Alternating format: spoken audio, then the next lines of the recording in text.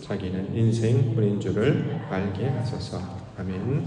시편 9편 11절부터 20절까지 본문입니다. 시온에 계신 여호와를 찬송하며 그의 행사를 선포하라. 시온에 계신 여호와를 찬송하며 그의 행사를 선포하라 라는 말씀의 제목입니다. 11절 보겠습니다. 11절 너희는 시온에 계신 여호와를 찬송하며 그의 행사를 백성 중에 선포할지어다. 자, 다윗은 지금 하나님께서 시온에 계시다 이렇게 고백을 하고 있는데요. 이 계시다로 번역된 단어는 앉아있다, 머무르다 라는 의미를 가지고 있습니다. 보통 성전에 계신 여호와의 임재를 나타낼 때 하나님께서 시온에 계시다라는 묘사를 합니다. 그런데 오늘 본문을 기록한 시편은 다윗이 기록한 시라는 것이죠. 다윗이 기록했다는 게 무슨 뜻이냐면 아직 성전이 건축되기 전입니다. 성전 건축은 솔로몬 왕 때 이루어진 것이잖아요. 성전 건축이 이루어지지 않은 상태였음에도 불구하고 다윗은 지금 하나님께서 시온에 임재하고 계시다 이렇게 증거하고 있죠. 어떻게 하나님의 임재, 아직 성전이 지어지기도 전인데 하나님의 임재를 말씀하고 있는 것인가? 자, 다윗은 지금 말씀, 다시 말해 언약궤가 시온에 놓여져 있기 때문에 그것 가운데 하나님께서 임재하신다. 자, 이렇게 인식하고 있습니다. 따라서 말씀이 함께 있기 때문에, 그렇죠? 그렇기 때문에 하나님께서 그곳에 계신다. 자, 이렇게 선포하면서 하나님이 하실 일을 기대하고 그것을 소망하며 전파하라 이렇게 이야기하고 있습니다. 적용을 하면 우리가 이제 삶을 살아갈 때 힘들고 어려움을 당할 때 또는 갈등이나 고통을 느낄 때가 있습니다. 그러면 어떤 반응이 일어나냐면 하나님이 안 계신 것 같단 말이죠. 하나님 어디 계십니까? 왜 이것을 도와주지 않으십니까? 왜 우리를 돌아보지 않으십니까? 이 나라 이 백성 왜 하나님 돌아보지 않으시고 이 교회를 주님께서 돌아보지 않으십니까? 라는 고백을 할 때가 있습니다. 하나님의 임재가 느껴지지 않을 때. 그런데 다윗은 이때 뭐라고 이야기하느냐? 말씀이 있기 때문에 그곳에 행할 하나님의 일을 선포하며 나아가게 된다. 자, 이렇게 증거하고 있는 것이죠. 우리의 삶 가운데서도 하나님의 부재와 같은 상태, 아버지 빛이 비춰지지 않는 어둠의 상태, 진리의 말씀이 없는 것 같은 우상과 불공정과 부정이 횡행하면서 고통받는 상태일지라도 우리 하나님 어디 계시느냐? 시온에 계신다. 이렇게 선포하고 그가 하실 일을 선포하라. 이렇게 말하고 나아가고 있습니다. 이게 하나님이 안 계신 것 같을 때 나타나는 특징이 뭐냐면 이제 낙심하거나 아니면 불평하거나 원망하거나 다른 사람 탓하거나 이렇게 되지 않습니까? 그렇게 되면 어떻게 되냐면 자기 길대로 다 돌아간단 말이죠. 대표적으로 이제 제자들이 예수님이 십자가에 달려 죽으신 이후에 했던 일이 이제 집으로 돌아가겠다. 나 이제 그만할래. 안 해. 이런 거잖아요. 그래서 각기 이제 엠마오로 내려가거나 자신의 고향 땅으로 내려가서 고기 잡겠다. 자, 이렇게 한다는 거죠. 낙심이나 어떤 절망, 어떤 그런 일이 떨어졌을 때 사람의 마음이 위축이 되고 떨어져 나아가려고 할 때 다윗은 아니다. 하나님께서 우리와 함께 계신다. 그가 행하실 것이다. 라고 하면서 시온에 계신 여호와를 찬송하며 그가 하실 일을 선포하라. 자, 이렇게 말하고 있습니다. 아마 의인들이 해야 될 역할이 바로 이런 일이 아닐까 싶습니다.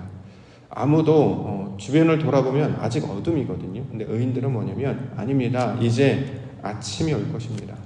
날이 춥고 심각한 폭설까지 내렸습니다. 라고 할 때 아닙니다. 그래도 봄은 올 것입니다.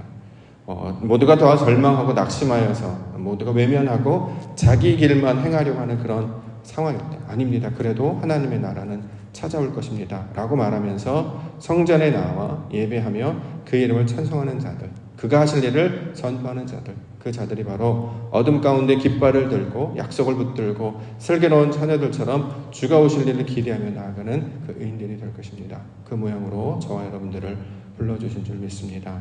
하나님께서 마침내 아침은 떠오르게 할 것이고 봄은 찾아오게 할 것이고 그것을 맞이하는 자 되게 하셔서 모두가 다 더 잠자려고 자리에 누우려고 할 때 모두가 다 다시 겨울로 돌아가 각자 일로 돌이키려고 할 때 하나님의 일을 선포하며 그곳 가운데 서는 자 되게 하여 주시옵소서. 이렇게 기도 가운데 나아가시는 성도님과 교회가 되기를 원합니다. 13절 14절 보겠습니다. 여호와여 내게 은혜를 베푸소서. 나를 사망의 문에서 일으키시는 주여 나를 미워하는 자에게서 받는 나의 고통을 보소서. 그리하시면 내가 주의 찬송을 다 전할 것이요 딸 시온의 문에서 주의 구원을 기뻐하리이다. 자, 13절 사망의 문에서 일으키시고 14절 시온의 문에서 구원으로 기뻐하게 하신다.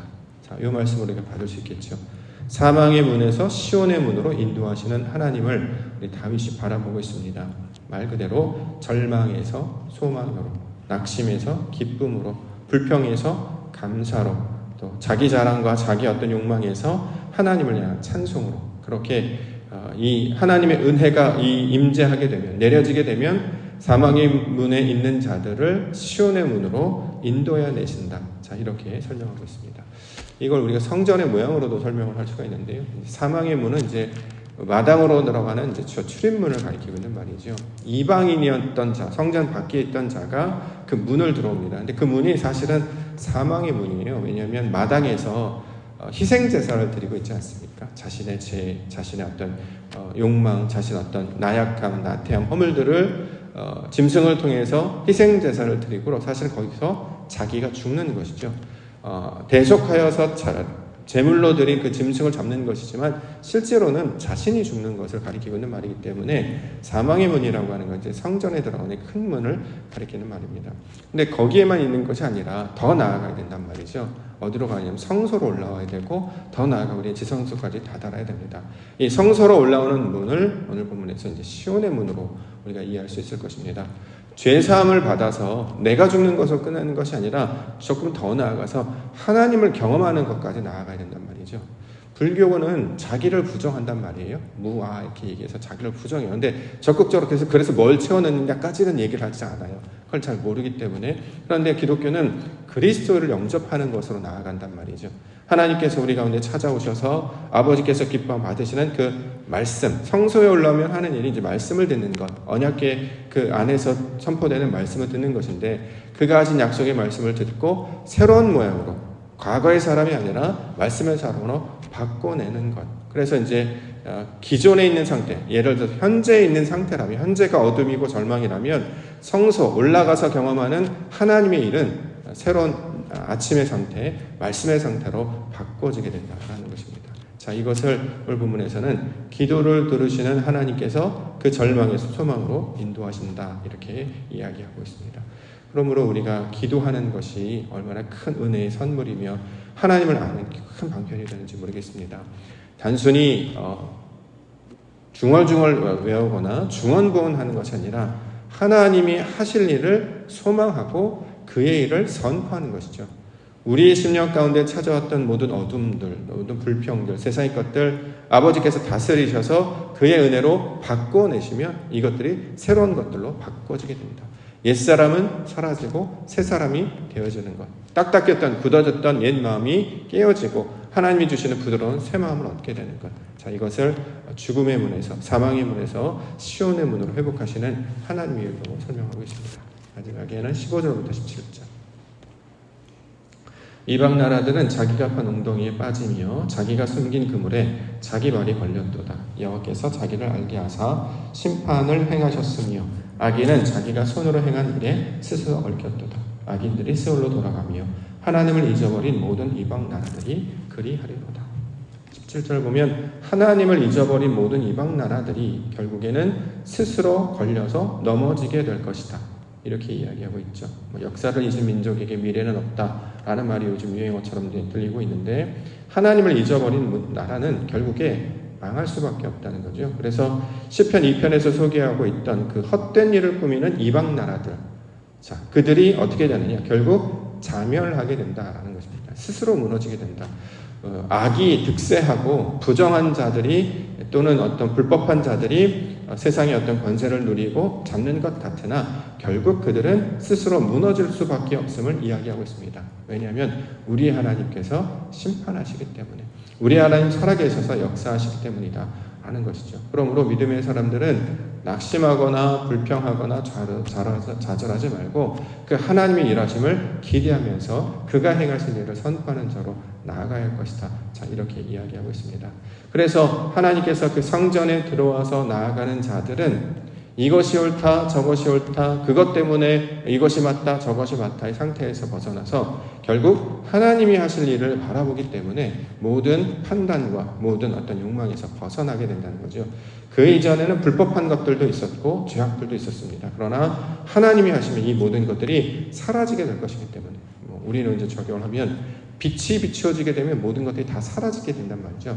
단순히 우리가 생각하는 빛은 사물을 인식하고 지각하는 정도의 빛이라면 진짜 완전한 빛은 아무것도 안 보이잖아요. 실제로 완전한 빛이 선포가 되면 모든 것들이 다 뒤집어서 마치 그 빛나는 광채에 휩싸여서 세상을 빛 그 자체로만 보게 되는 것처럼 우리의 어떤 판단과 우리의 어떤 욕망과 이런 것들이 다 사라지는 하나님이 온전하신 상태로 나아가는 것으로 우리 가운데 나타나서 보여주고 있습니다. 그러므로 그 가운데 우리가 왜 신앙하고 우리가 왜 기도해야 되는가?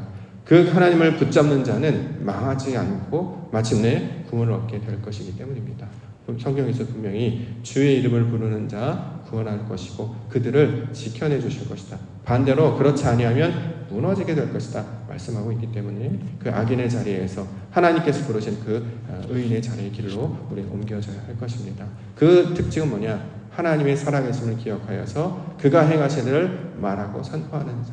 그래서 불평하거나 낙심하거나 좌절하거나 그런 것에 계속 휩싸이지 아니하고 하나님이 하실 것입니다. 하나님이 역사하실 것입니다. 하나님께서 다스릴 것입니다. 라는 것을 선포하며 나아갈 때 그 온전한 믿음의 의인의 기도로 말미암아 아버지의 영광을 이 땅 가운데 비추어 주실 줄 믿습니다. 우리 모든 부르신 모든 자들 교회를 향하여서 기도하실 때에 하나님이 감당해 주실 줄 믿습니다.